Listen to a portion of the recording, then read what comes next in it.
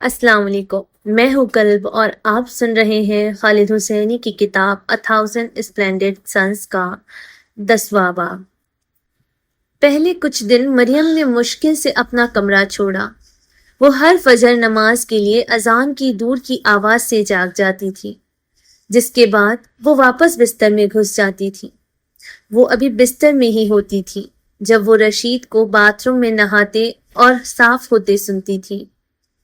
جب وہ اس کے کمرے میں اسے دیکھنے آتا تھا، اس سے پہلے کہ وہ اپنی دکان پر جائے، اپنی کھڑکی سے وہ اسے صحن میں دیکھتی تھی، اپنا لنچ اپنی سائیکل کے پیچھے والے کیریئر پیک میں محفوظ کرتے ہوئے، پھر اپنی سائیکل کو صحن سے چلا کر سڑک پر لے جاتے ہوئے وہ اسے پیڈل مارتے ہوئے دور جاتے دیکھتی، اس کی چوڑی بھاری کندھوں والی شکل کو سڑک کے موڑ پر غائب ہوتے دیکھتی۔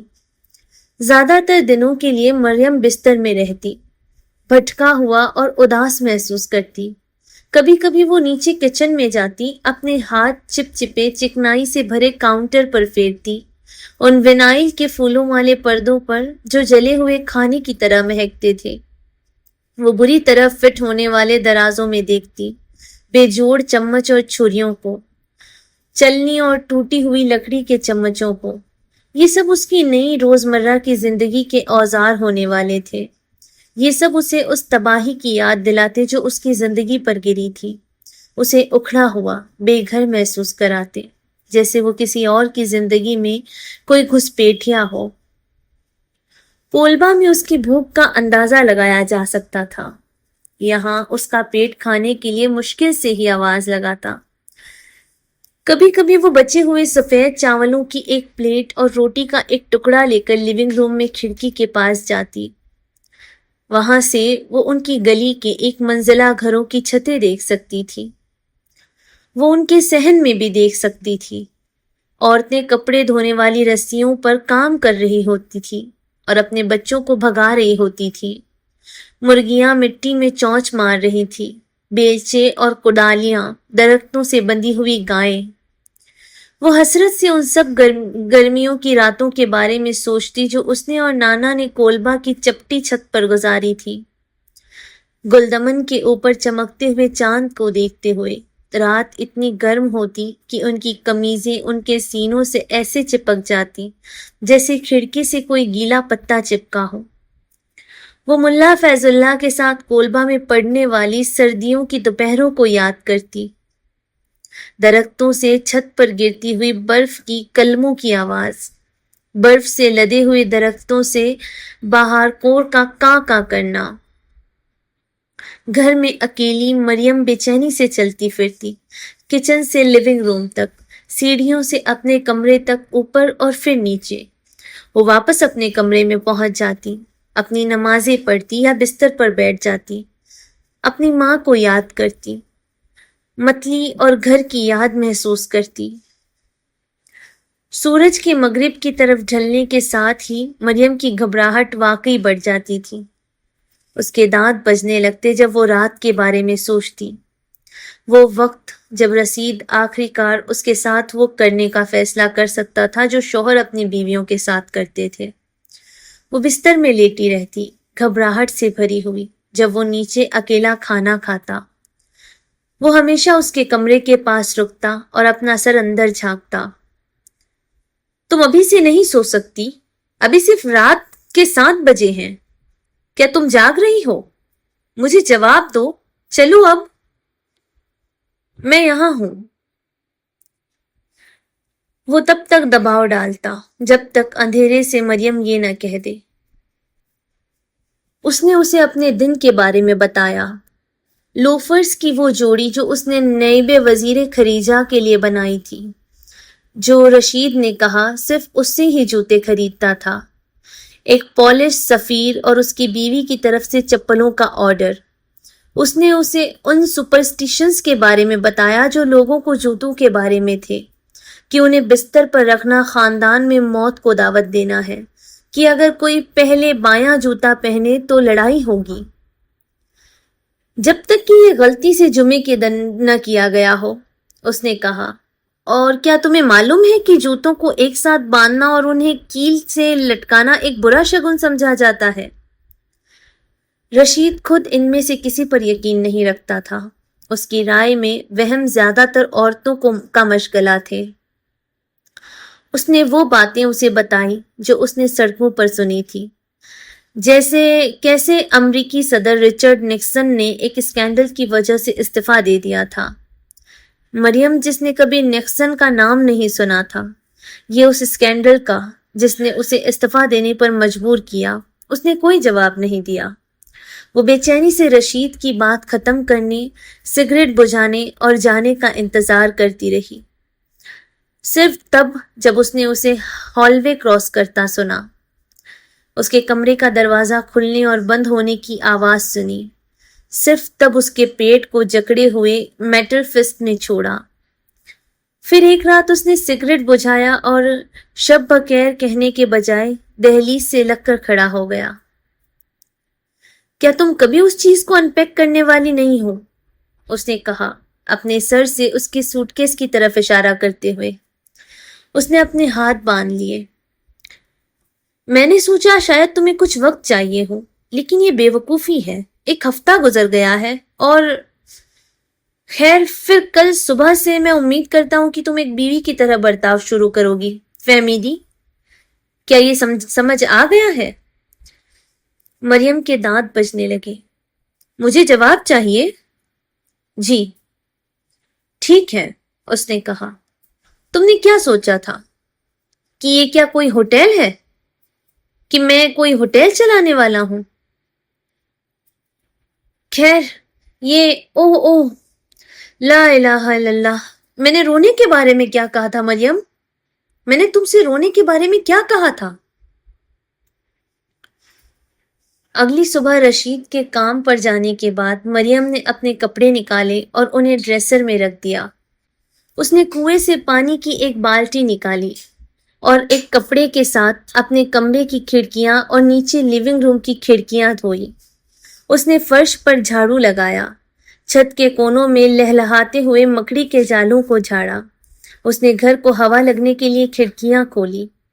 اس نے ایک برتن میں 3 کپ دال بھگونے کے لیے رکھی، ایک چھری ڈھونڈی اور کچھ گاجریں اور 2 آلو کاٹے، انہیں بھی بھگونے کے لیے چھوڑ دیا۔ اس نے آٹا تلاش کیا، اسے ایک کیبنٹ کے پیچھے مٹی سے بھری مسالوں کی بوتلوں کی قطار کے پیچھے پایا اور تازہ آٹا گوندھا، اسی طرح جیسے نانا نے اسے سکھایا تھا، اپنے ہاتھ کی ہتھیلی سے آٹے کو دھکیلتے ہوئے، باہری کناروں کو موڑتے ہوئے، اسے گھماتے ہوئے اور پھر سے دھکیلتے ہوئے۔ جب اس نے آٹے پر خشکی لگا دی، اس نے اسے ایک گیلے کپڑے میں لپیٹا، حجاب پہنا اور عوامی تندور کی طرف نکل پڑی۔ رشید نے اسے بتایا تھا کہ وہ کہاں ہے، گلی کے نیچے، ایک لیفٹ پھر ایک فوری رائٹ، لیکن مریم کو صرف ان عورتوں اور بچوں کے جھنڈ کا پیچھا کرنا تھا جو اسی راستے جا رہے تھے۔ جو بچے مریم نے دیکھے اپنی ماؤں کے پیچھے بھاگتے ہوئے یا ان سے آگے دوڑتے ہوئے، انہوں نے ایسے کپڑے پہنے تھے جن پر بار بار پیوند لگے تھے، انہوں نے ایسی شلواریں پہنی تھیں جو یا تو بہت بڑی تھیں یا بہت چھوٹی، پھٹی ہوئی تسموں والی چپلیں جو آگے پیچھے فٹ فٹا رہی تھی۔ وہ پرانے سائیکل کے ٹائروں کو لکڑیوں سے گھما رہے تھے۔ ان کی مائیں 3 یا 4 کے گروہوں میں چلتی تھی، کچھ برقعوں میں، کچھ نہیں۔ مریم ان کی اونچی چاہت، ان کا گھومتا ہوا کہکہا سن سکتی تھی۔ جب وہ اپنا سر نیچے کیے چل رہی تھی، اس نے ان کی باتوں کے ٹکڑے سنے جو ظاہری طور پر ہمیشہ بیمار بچوں یا سست ناشکر شوہروں کے بارے میں ہوتے تھے، جیسے کھانا خود ہی پک جاتا ہو، واللہ باللہ کبھی ایک پل کا سکون نہیں۔ اور وہ مجھ سے کہتا ہے، میں قسم کھاتی ہوں یہ سچ ہے، وہ واقعی مجھ سے کہتا ہے۔ یہ نہ ختم ہونے والی گفتگو، لہجہ شکایتی لیکن عجیب طور پر خوش مزاج، ایک دائرے میں گھومتی رہتی تھی۔ یہ چلتی رہی گلی کے نیچے، کونے کے گرد، تندور کی قطار میں۔ شوہر جو جوا کھیلتے تھے، شوہر جو اپنی ماؤں پر جان چھڑکتے تھے اور ان پر یعنی بیویوں پر 1 روپیہ خرچ نہیں کرتے تھے۔ مریم نے سوچا کہ کیسے اتنی ساری عورتیں ایک ہی جیسی بری قسمت کا شکار ہو سکتی ہیں کہ ان سب نے ایسے خوفناک مردوں سے شادی کی، یا کیا یہ بیویوں کا کوئی کھیل تھا جس کے بارے میں وہ نہیں جانتی تھی؟ ایک روزمرہ کی رسم جیسے چاول بھگونا یا آٹا گوندنا، کیا وہ امید کرے گی کہ وہ بھی جلد ہی اس میں شامل ہو جائے گی؟ تندور کی لائن میں مریم نے اپنی طرف ترچھی نظریں اور سرگوشیاں سنی۔ اس کے ہاتھ پسینے سے بھر گئے۔ اس نے تصور کیا کہ وہ سب جانتے ہیں کہ وہ ایک حرامی پیدا ہوئی تھی، اپنے باپ اور اس کے خاندان کے لیے شرم کا باعث۔ وہ سب جانتے تھے کہ اس نے اپنی ماں کو دھوکہ دیا اور اپنی رسوائی کی۔ اپنے حجاب کے ایک کونے سے اس نے اپنے اوپری ہونٹ کے اوپر کی نمی کو پونچھا اور اپنی ہمت جمع کرنے کی کوشش کی۔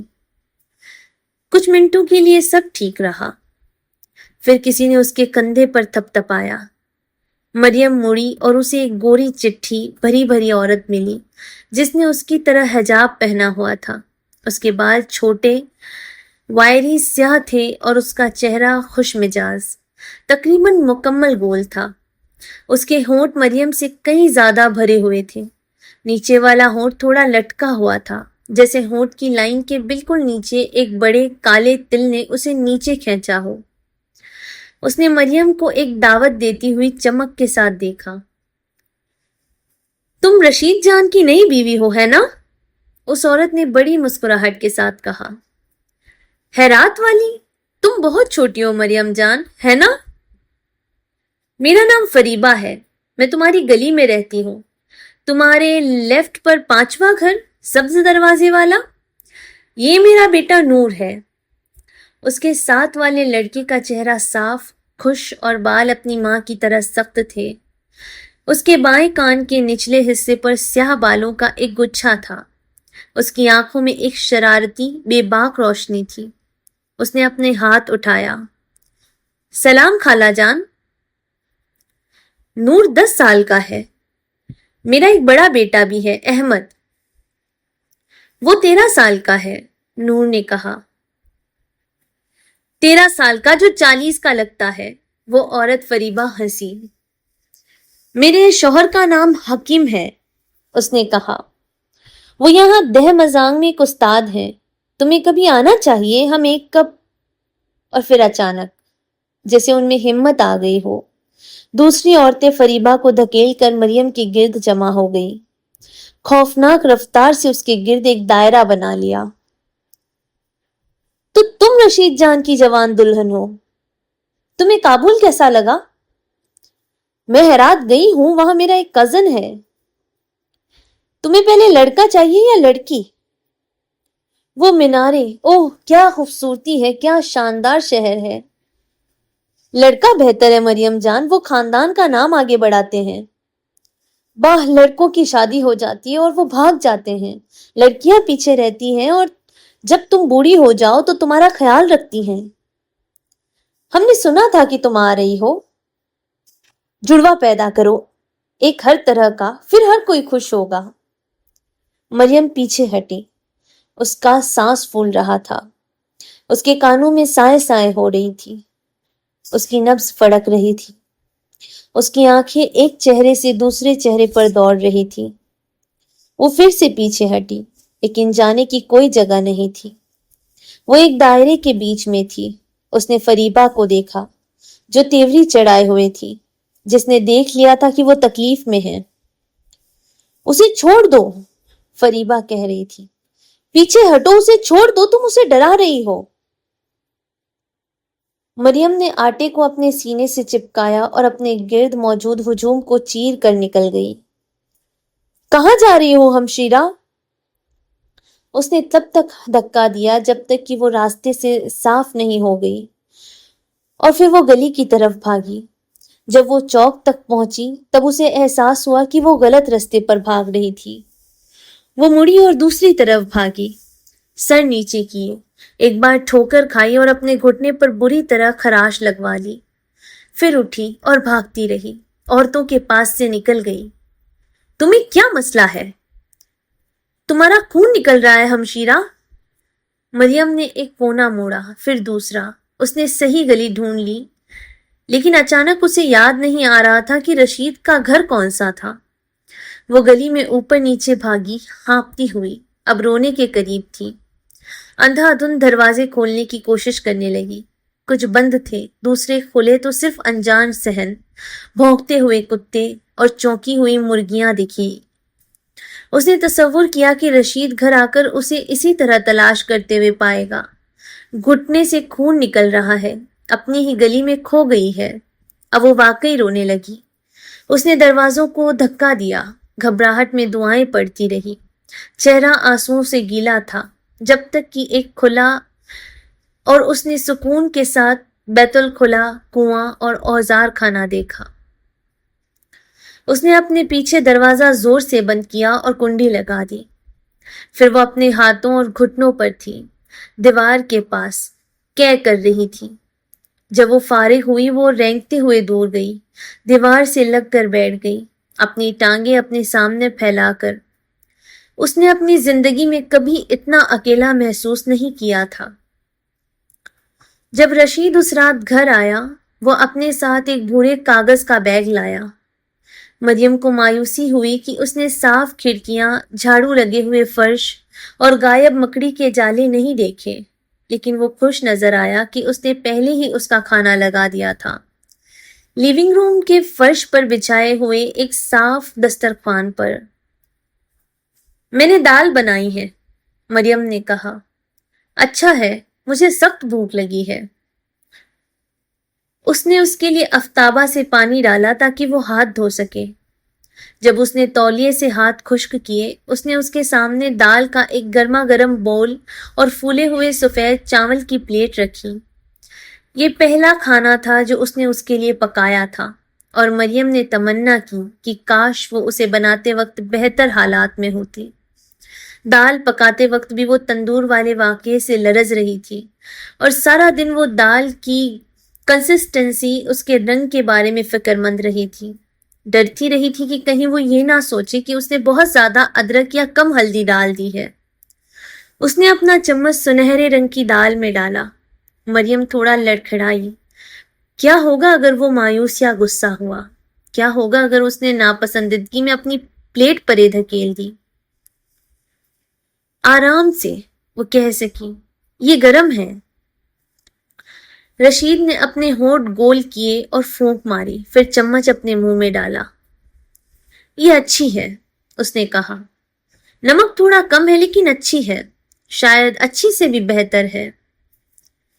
پرسکون ہو کر مریم نے اسے کھاتے ہوئے دیکھا۔ فخر کی ایک لہر نے اسے چونکا دیا۔ اس نے اچھا کام کیا تھا، شاید اچھے سے بھی بہتر، اور اسے حیرت ہوئی اس خوشی پر جو اس نے اس کی چھوٹی سی تعریف پر محسوس کی۔ دن کی پہلی تلخی تھوڑی کم ہو گئی۔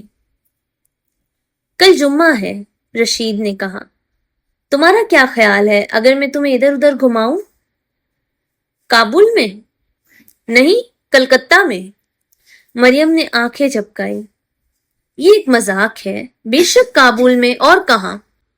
اس نے بھورے کاغذ کے بیگ میں ہاتھ ڈالا۔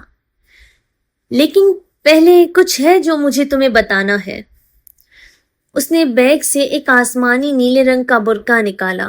جب اس نے اسے اٹھایا تو پلیٹڈ کپڑے کے گز اس کے گھٹنوں پر پھیل گئے۔ اس نے برقعے کو لپیٹا اور مریم کی طرف دیکھا۔ میرے کسٹمرز ہیں مریم، مرد جو اپنی بیویوں کو میری دکان پر لاتے ہیں۔ عورتیں بنا پردے کے آتی ہیں، مجھ سے سیدھی بات کرتی ہیں، بنا شرم کے میری آنکھوں میں دیکھتی ہیں۔ انہوں نے میک اپ اور ایسی اسکرٹس پہنی ہوتی ہیں جو ان کے گھٹنے دکھاتی ہیں۔ کبھی کبھی تو وہ اپنے پیر میرے سامنے رکھ دیتی ہیں۔ وہ عورتیں ناپ کے لیے، اور ان کے شوہر وہاں کھڑے ہو کر دیکھتے ہیں۔ وہ اس کی اجازت دیتے ہیں۔ وہ کسی اجنبی کے ان کی بیوی کے ننگے پیروں کو چھونے کے بارے میں کچھ نہیں سوچتے۔ وہ سوچتے ہیں کہ وہ ماڈرن مرد ہے، انٹلیکچوئلز، شاید اپنی تعلیم کی وجہ سے۔ وہ یہ نہیں دیکھتے کہ وہ اپنی ننگ اور ناموس، اپنی غیرت اور فخر کو برباد کر رہے ہیں۔ اس نے اپنا سر ہلایا۔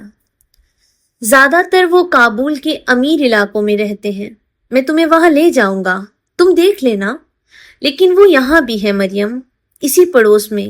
یہ نرم مرد گلی کے نیچے ایک استاد رہتا ہے، حاکم اس کا نام ہے، اور میں اس کی بیوی فریبہ کو ہر وقت اکیلا سڑکوں پر چلتے دیکھتا ہوں، جس نے سر پر ایک اسکارف کے سوا کچھ بھی نہیں پہنا ہوتا.